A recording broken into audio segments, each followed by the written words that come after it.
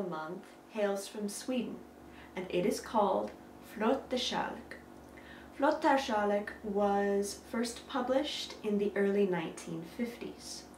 There are several versions of this song, the original being recorded by Snorre Smorgon, who was sort of the Bing Crosby of Sweden. About a year or so later, the Delta Rhythm Boys recorded a version, and that version is my personal favorite. In the spring, I like to listen to Dutch and Swedish music from the 1930s, 40s, and 50s. A lot of the music from that time was very bright and fresh and happy, which fits perfectly with the whole bright, fresh air feeling of spring. My second song of the month is Je vais voir les monts.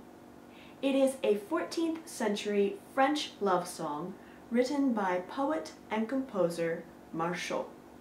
Marchal was one of the most influential composers of the 1300s.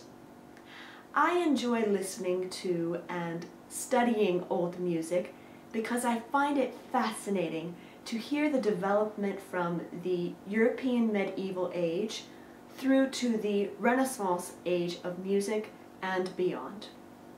Again, this song feels very appropriate for spring. It has a lot of brightness and life in it that fits well with this season. Haderian hadera, haderian hadera, ifrån Nordås till Skiljenäsviken. My film of the month is the 1938 film You Can't Take It With You, from director Frank Capra. It stars Jean Arthur, Lionel Barrymore, Anne Miller, and James Stewart. James Stewart plays Tony Kirby, the son of a rich banker who falls in love with his secretary, Alice Sycamore, played by Jean Arthur. Alice's family is fun and flamboyant, with everyone doing exactly what they love to do, while Tony's family is cynical, snooty, and riddled with worries about social standing and business deals. After Tony proposes to Alice, they attempt to get their families together, and as they try to impress each other's family, hilarity ensues. Frank Capra is one of my favorite directors. He has made so many amazing films, and You Can't Take It With You is one of my personal favorites. My only disappointment in connection to this film is that so many people today scorn older films like this one, or they don't watch them at all. Now granted, this is not a thrill spectacular like Aquaman or something. However, old films have this special quality that I feel a lot of modern films lack.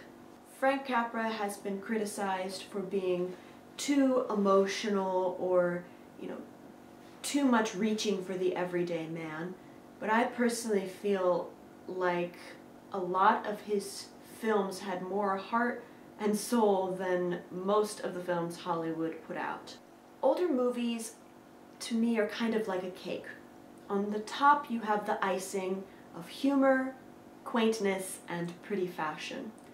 But beneath that icing is a rich cake of someone pouring their heart and soul into the film to reach the everyday man. Jag har spelat på mitt handklaver för plåtar i mitt horn. Jag har spelat för småkulorna på näs. My book of the month is The Girl in the Woods, written by Grace Livingston Hill and published in 1942. This book was sent to me by a very dear subscriber and friend, and if you're watching, thank you so much for sending it my way. The Girl in the Woods is about a 17-year-old boy named Revel, who lives with his well-to-do, domineering father. Revel's mother was the one bright spot in his life, and even though he could see that his parents' marriage was not a happy one, his mother tried her best to give him a happy childhood. When his mother dies, his father makes plans to erase her memory and remarry.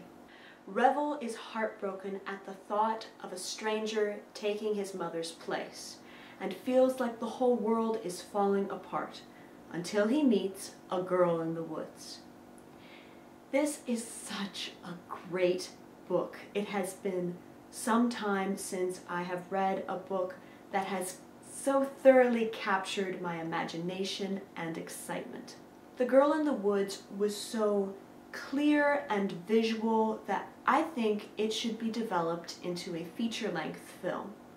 Set designs, costumes, art direction, camera angles were practically falling out of the pages at me, and I would just love to see this become a feature-length period film.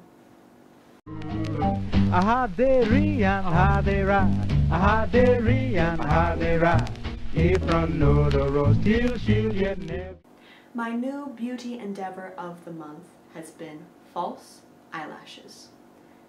When I was younger, I thought that makeup like red lipstick was a beautiful symbol of womanhood. Fake eyelashes, on the other hand, I thought were absolutely crazy. The thought of people gluing hair to their eyelids just seemed absolutely nuts to me when I was little. If only I could see myself now. Now I thoroughly enjoy playing around with fake eyelashes, and I have been thoroughly enjoying the results. The eyelashes I am wearing today are from the brand Ardell. I did not want the thick, heavy, what I call giraffe style of eyelash. It was important to me to find a thinner 1940s style of lash, and I think that these fit the bill perfectly. Jag ska drömma, jag ska älska, jag ska sjunga om jag vill, medan månen över morgon går varm. My home decor item is this vintage ballerina figurine. I found this in one of my favorite local antique shops. I visit that shop fairly frequently, and I saw her there 5 individual times. 4 times I put her back, and the last time I brought her home. She was about $6, which I don't think is too bad for a 1950s figurine of this quality. On Etsy, I saw some similar figurines that sold for about $12 to $20, and some of them were in pretty bad, tattered shape, so I think I got a pretty good deal.